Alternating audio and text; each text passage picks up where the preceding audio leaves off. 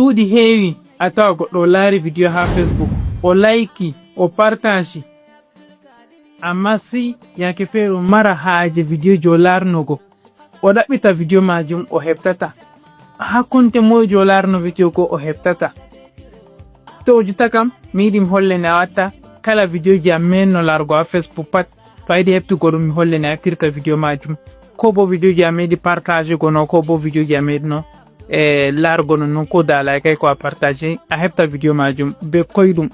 Inshallah en nasa nder video majum banani, amma ite ko en nasata jite abonné partage like kuje tatiro waɗane ɗam ɗum useni en nasa nder video majum banani. To en woli fuɗɗam video no a heɓtirta kala video ji amen no largo ha like no video man pat, amma a ɗaɓiti video majum a heɓtay ni watta heɓta video majum ha gal Facebook ndani a watta a wara nasa nder Facebook mara banani. To a nasa nder Facebook mara banani to sai a wara nasta haɗɗo,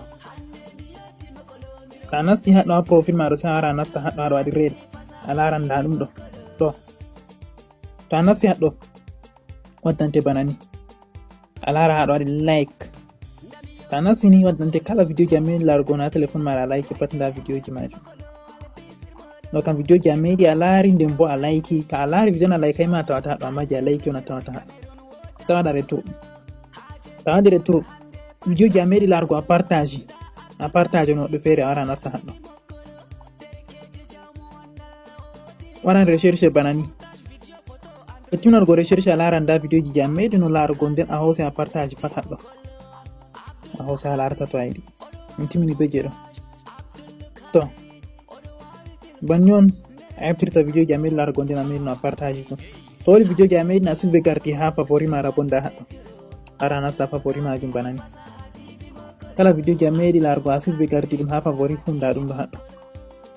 Bandam ɗo on ragare video meɗen ko mari haaje be mara kuje tati: a like-na video ɗo, a partage na sobiraɓe ji maɗa, e nonnon a like a abona a partage ɗo mi mari haaje be mara kadi banda. A hofnama yettama yelanama hayru juɗɗi. Kala mo yiɗi nastugo groupe amin je WhatsApp fu to wari ha compte amin je Fasaha TV banani ɗo, ta ɗo nder compte on ɗo a laran to bana ha ɓe wiyan ɗon ha les commentaire liye man ɗo wona, ta wari a nasti ha commentaire banani, ta nasti a laran nda ɗum bindi bule banani, sai a clique tan banni, ta clique ni yarete ha nder groupe amin sai a intégré a nasta c'est bon. Ta wodi haje windugo commentaire hunde feere bo a hosa a winda haɗɗo. E to ngal video bo ta ɗo lara video par exemple bana video ɗo hunde man ɗo ha hunde ɗo ɗon ha commentaire liye groupe majum aɗo lara gal video banni sai wara nasta ha commentaire, ta nasti ha commentaire banani a laran nda ɗum ɗo haɗɗo ɓe sappima ɗo on liyen groupe WhatsApp man kadi nda bindi bule a mema direct a ha intégré ha nasta groupe amin en yewtidan a heɓan lamba kala ko a mari haaje marane pat ko video marane marante inchallah. On kofnama on beɗanama hayru juɗɗi tokkeɗen nder video majum kala yake pat on ɗon abonné, on ɗon partage, on ɗon partage, on ɗon like, on ɗon abonné, yawa on abona, on partage, on like, banni on ɗum woni kadi. Assalamu alaikum.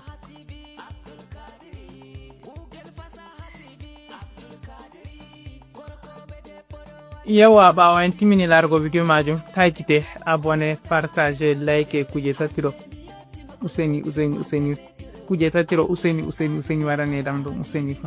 Yowa kala mo ɗo mari haaje nastugo groupe WhatsApp amin fu o laara ha commentaire o premier commentaire o tawan hamin ɗo windi ɗo lien WhatsApp amin, o tawan ko ɗiɗi ɗo sappi inchallah pindi bula clique to ton yarate nder groupe WhatsApp amin.